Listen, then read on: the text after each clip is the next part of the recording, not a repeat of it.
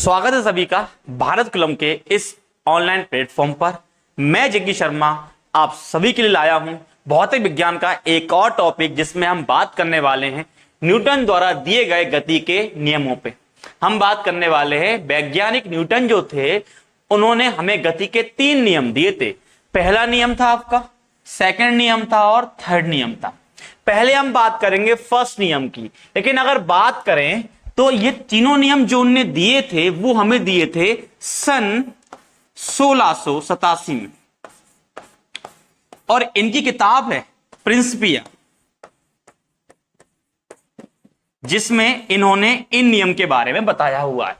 अब चर्चा करते हैं भाई नियम कैसे थे और किस प्रकार के उन्हें नियम दिए हुए थे।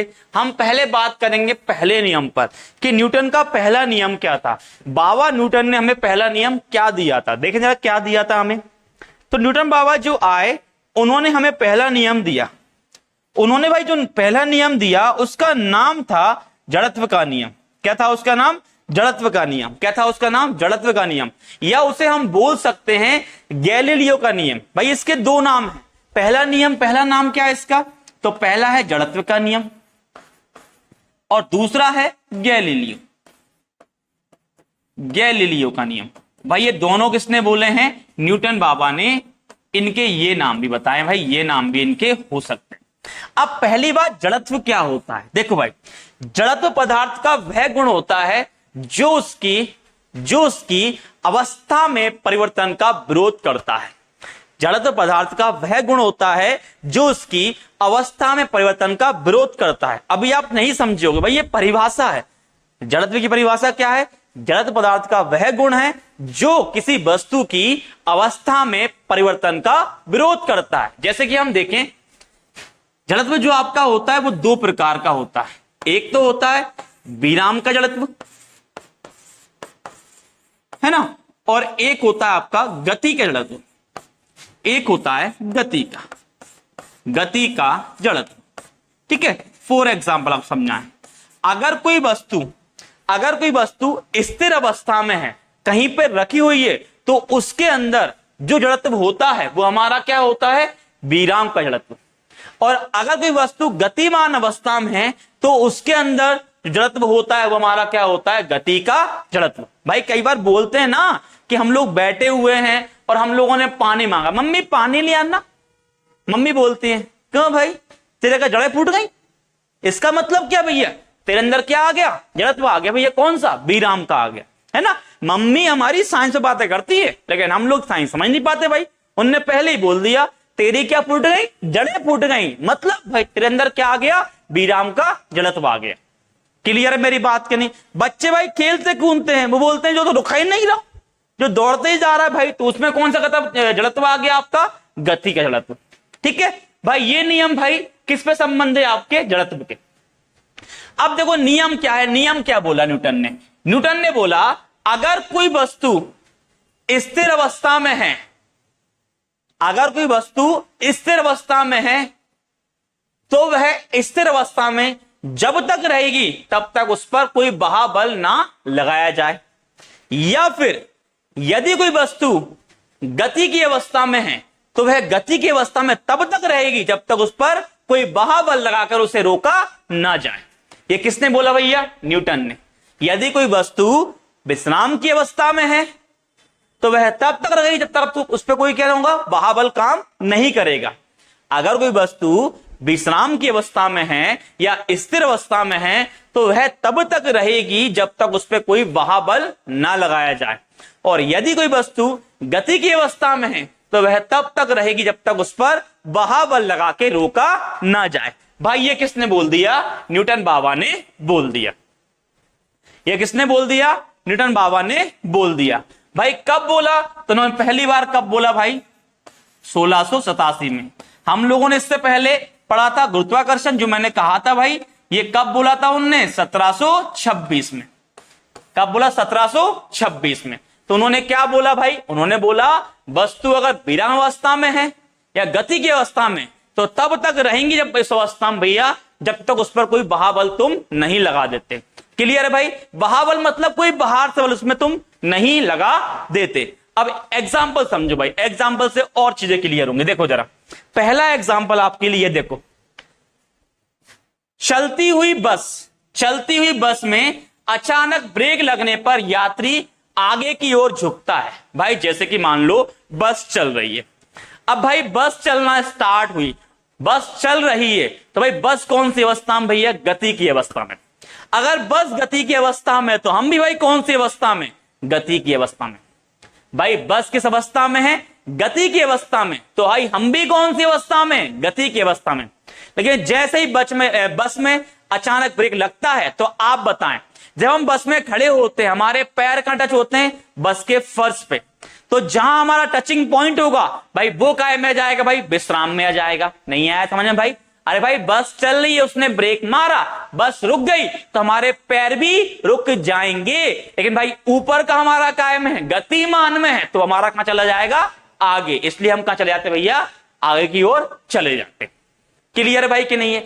अगर बस रुके और हम भी रुक जाएं तो कोई दिक्कत नहीं आएगी भाई। लेकिन होता क्या है, पैर हमारे भाई कायम हो जाते हैं विश्राम में, और भाई ये हमारा क्या होता है? ऊपर वाला हिस्सा गति में, तो हम कहां जाते हैं भाई? आगे की ओर चले जाते हैं, क्योंकि हम भाई गति में होते इसलिए हम आगे बढ़ जाते हैं। क्लियर भाई? दूसरा देखो, दूसरा क्या एग्जांपल, दूसरा बोला है रुकी हुई बस का अचानक चल पड़ने से यात्री का पीछे की ओर जाना। भाई सिंपल सा है, बस रुकी हुई है तो बस में कौन सा भैया है? विश्राम का जड़त्व। कौन सा है? विराम का जड़त्व। और भाई हम में भी कौन सा है? विश्राम का। लेकिन बस भैया आगे बढ़ी तो पैर भैया कायम में आ गए, हमारे पैर हमारे क्या में आया? गति में। लेकिन हम कायम में है विश्राम में, तो हम कहां चलेगा? पीछे, और पैर बढ़ गए आगे। क्लियर भाई कि नहीं है? इसलिए हम कहां जाते हैं? पीछे की ओर जाते। क्लियर भाई? थर्ड वाला हमारा है भाई, दरी का छड़ी से पीटने पर धूल के कणों का गिरना। भाई देखो, ये मान लो एक दरी है, एग्जाम्पल समझो भाई, मान लो भाई ये दरी है, भाई ये आपकी क्या है? एक दरी है, और इस दरी को मैं पीट रहा हूं। किससे पीट रहा हूं? इस डंडे से। अब ध्यान से देखना, मैं दरी में दूंगा भाई, ये मारा भाई, ठीक है। अभी दरी किस अवस्था में? विश्राम के। भाई किस अवस्था? विश्राम के। लेकिन जैसे ही मारूंगा दरी कायम में आएगी भैया? गति की अवस्था में। लेकिन इसमें जो धूल के कण है वो कायम है विश्राम में साहब, तो ये तो बढ़ गया आगे, वो कण रह गए वहीं, तो गिर जाएंगे आपके नीचे।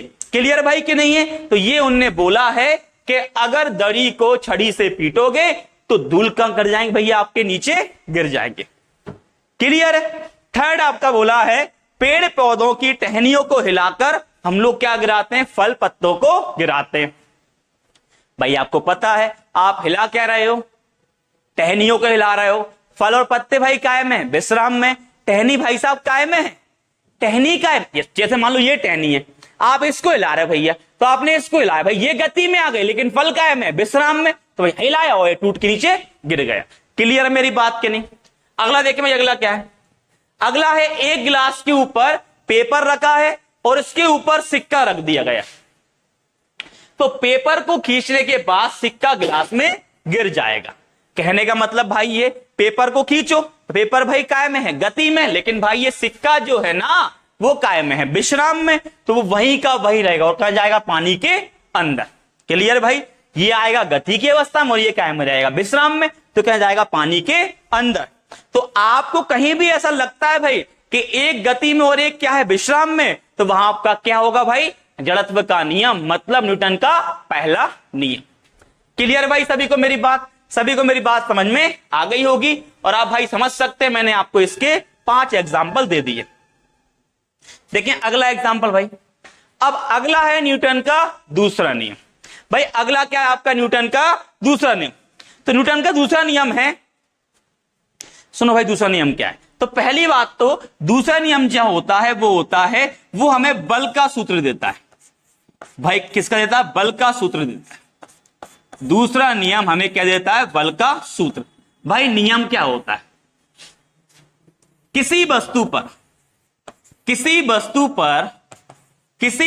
पर आरोपित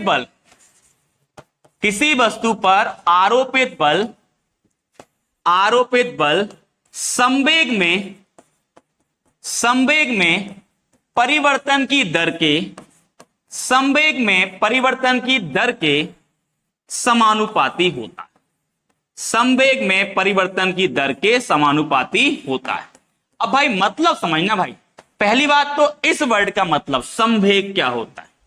देखो हम लोग वेग जानते हैं, हम लोग वेग जानते हैं भाई। वेग क्या होता है, किसी चीज का चलना, स्पीड से चलना, वो हमारा क्या होता है वेग। लेकिन भाई अगर उस चीज पे वजन रख दो, मान लो भाई सुनो ध्यान से, जैसे मैं हूं भाई, मैं दौड़ रहा हूं, मेरी स्पीड 10 किलोमीटर प्रति घंटा है, दौड़ रहा हूं पूरी फुल स्पीड में, ये मिल्खा सिंह, उसेन बोल्ट सब मुझसे पीछे भाई। लेकिन एक बंदा आया, उसने रखा मेरे ऊपर 50 किलो कट्टा, यहां रख दिया भाई, अब मेरी स्पीड भाई क्या हो गई, स्लो हो गई। मतलब अब मेरा वो क्या होगा, संवेग। भाई दौड़ भी रहा हूं मतलब मेरे पास वेग भी है, और साथ में भाई क्या है, वजन, वजन मतलब मेरे पास द्रव्यमान भी है। तो हम कह सकते संवेग जो होता है वो होता है द्रव्यमान गुणा वेग। क्या होता है भाई, द्रव्यमान गुणा वेग। संवेग क्या होता है, द्रव्यमान गुणा वेग। अब देखो उनने बोला संवेग में परिवर्तन और बल भाई कैसे होते हैं, समानुपाती। तो हम कह सकते हैं बल समानुपाती होगा संवेग में परिवर्तन के, संवेग में परिवर्तन के। अब बड़े ध्यान से बात सुनना भाई, मेरा बल F था, अब भाई संवेग मेरा पहले, संवेग मेरा पहले क्या था, mv था, लेकिन भाई फिर क्या हो गया, mu भाई। तो mv से क्या हो गया, mu। क्लियर है भाई। और भाई दर मतलब, दर मतलब भाई किसी समय में, किसी समय में भाई ये परिवर्तन हो रहा है भाई, वो समय क्या है हमारा, t है। क्लियर भाई कि नहीं है। अब मैंने यहां से क्या लिया भाई, मैंने यहां से m कॉमन लिया, तो क्या बचेगा अपना अंदर v माइनस यू बटे में क्या आएगा, t। और आप सबको पता है भैया ये मतलब क्या होता है, v minus you upon T बराबर क्या होता है, a मतलब क्या होता है, त्वरण। तो आप कह सकते हैं भैया समानुपाती, भैया हटाओगे यहां आएगा आपका नियतांक, वो हमारा k है।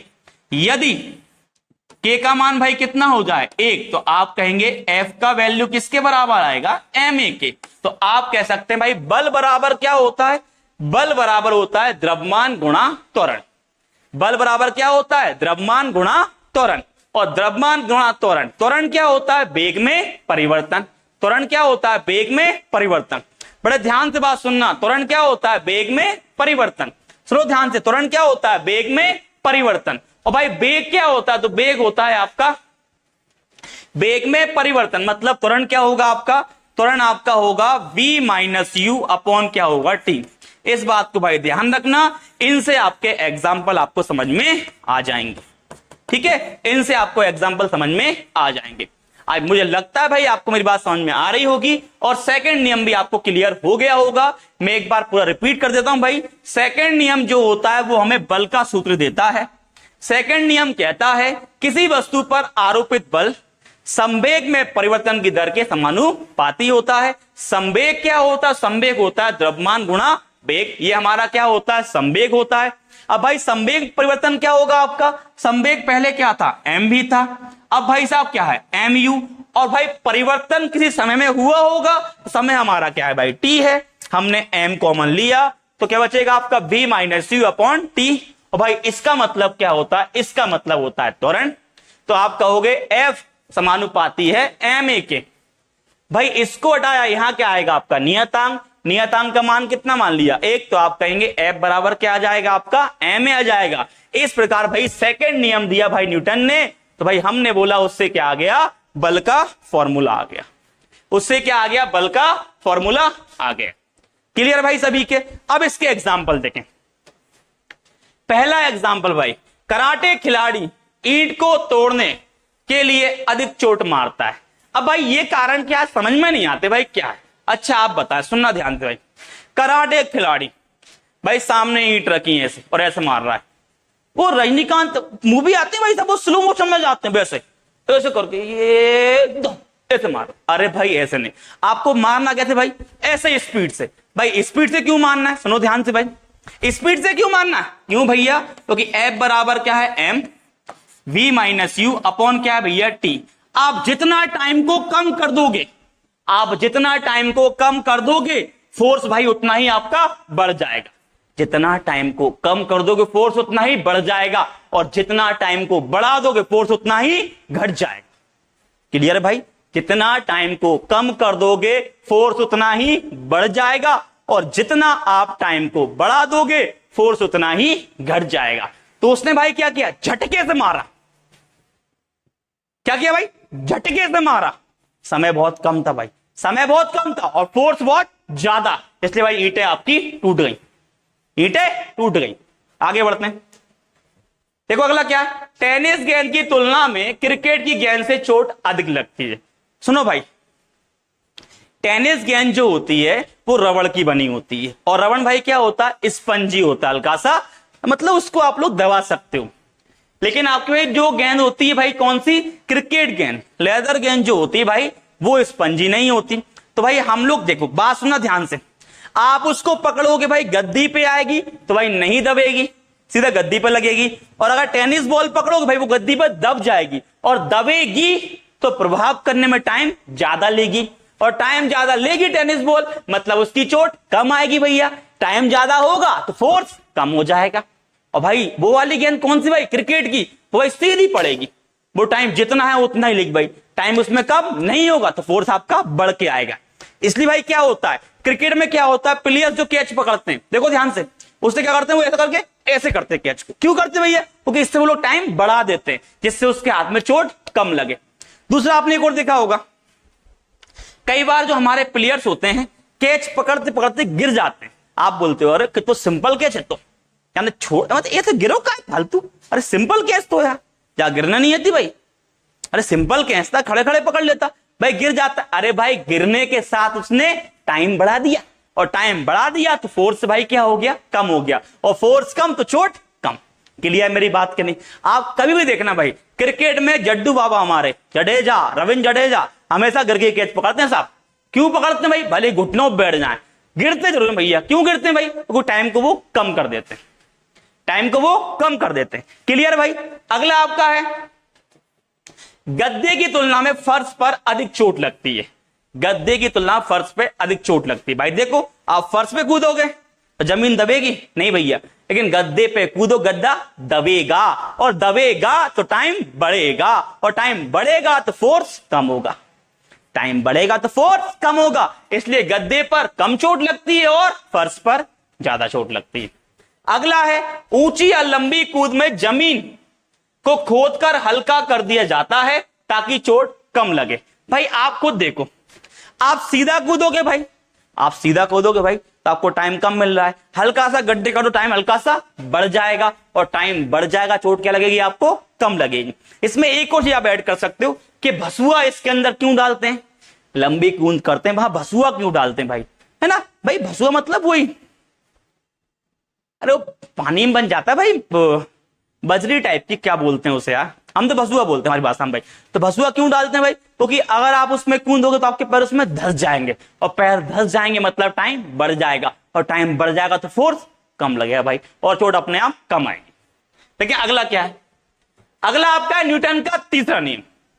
न्यूटन का भाई कौन सा नियम, तीसरा। अच्छा मैं आपसे एक सिंपल सी बात पूछूं, कोई वस्तु भाई दृढ़ अवस्था में, कोई वस्तु आपकी दृढ़ अवस्था में भाई, तो दृढ़ अवस्था में रहेगी, अगर आप उसे तोड़ोगे तो क्या हो जाएगी भाई, टूट जाएगी, तो क्या हो जाएगी, टूट जाएगी। एक और बात समझो भाई, इसका मात्रक की बात करना भूल गए यार, है ना, बल का जो मात्रक है उसकी हम बात करना भूल गए।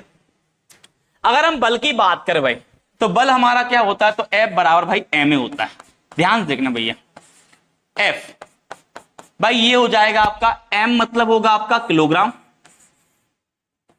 त्वरण का होता है मीटर पर सेकंड, तो बल का हो जाएगा किलोग्राम मीटर पर सेकंड, जिसे हम लोग क्या बोलते हैं, न्यूटन, जिसे हम लोग क्या बोलते हैं भाई, न्यूटन, जिसे हम लोग क्या बोलते हैं, न्यूटन। न्यूटन का मतलब क्या होता है, किलोग्राम मीटर पर सेकंड स्क्वायर, क्या होता है, किलोग्राम मीटर पर सेकंड स्क्वायर। भाई सभी को मेरी बात समझ में आ गई होगी।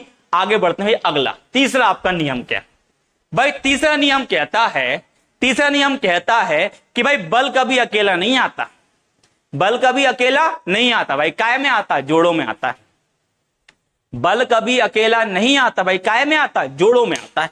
अब आपको सर जो नियम कहां से आ गो, हमने सुनवे क्रिया के विपरीत प्रतिक्रिया होती है, अरे भाई जो तो हम कह रहे हैं, बल कभी अकेला नहीं आता भाई, किस में आता है, जोड़ों में आता है, मतलब भाई यही है, क्रिया के विपरीत क्या होती, प्रतिक्रिया, एक बल अब लगाओगे, एक बल आप लगाओगे, और एक वो आप पे लगाएगा, भाई कितने बल है, दो बल, बोलो हाँ या ना, तो वही तो बोला मैंने आपसे, क्रिया के विपरीत क्या होती है, प्रतिक्रिया, मतलब बल काय में आता है भाई, जोड़ों में आता है।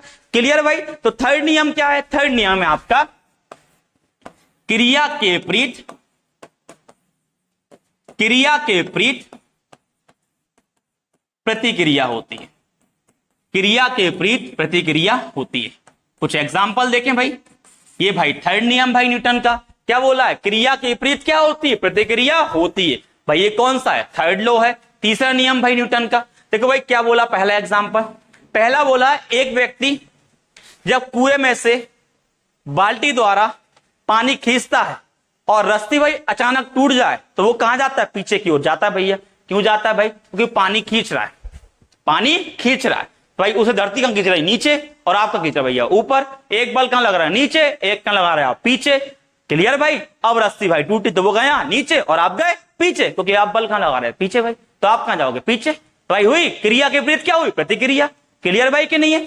अगला देखो, अगला है बंदूक से गोली चलाने पर बंदूक के पीछे हटने के कारण का लगना।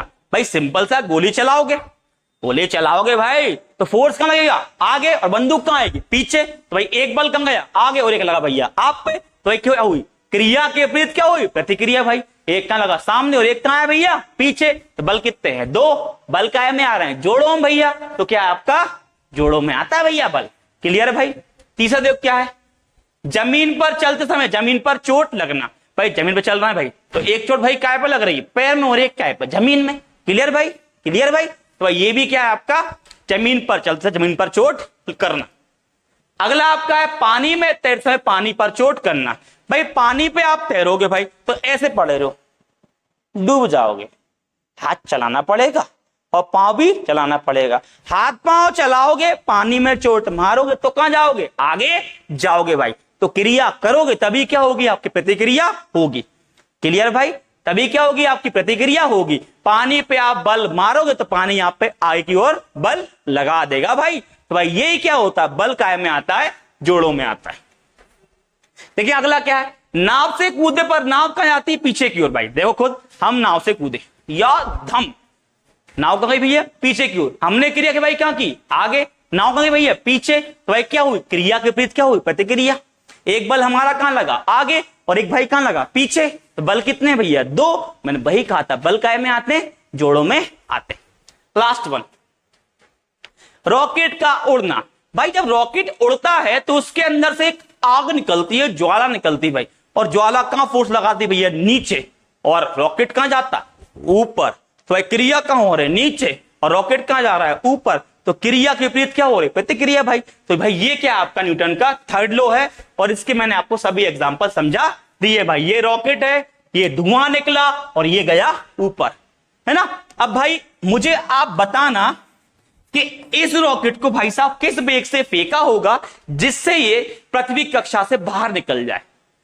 इस रॉकेट को किस वेग से फेंका जाना चाहिए कि पृथ्वी की कक्षा से क्या निकल जाए, बाहर निकल जाए। मुझे उस वेग का मान बताना है आपको। क्लियर भाई, कमेंट बॉक्स में भाई उस वेग का मान मुझे बता दीजिए।